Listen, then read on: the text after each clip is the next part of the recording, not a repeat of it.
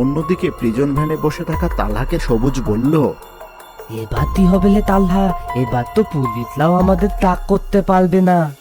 Phone নিয়েছে, তবে school bag তো আমাদের অনেকের কাছেই আছে। শোনো বন্ধুরা, যে যার খাতা বের করো, এরপর কলম দিয়ে বড় বড় অক্ষরে হেল্প লিখে বাইরে ফেলতে শুরু করো।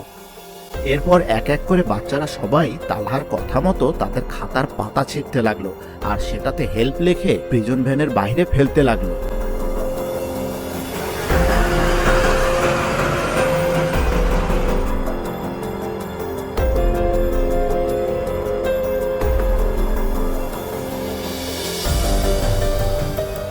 অন্যদিকে পুলিশের মাথায় হঠাৎ একটা বুদ্ধি এলো। পেয়েছি, লাস্ট অনেকটা সময় ধরে জিপিএস একটা জায়গায় স্থির, আমাদেরকে প্রথমে সেখানেই যেতে হবে। আমার মনে হচ্ছে নিশ্চয়ই সেখানে কোনো ক্লু আছে। চলো সবাই।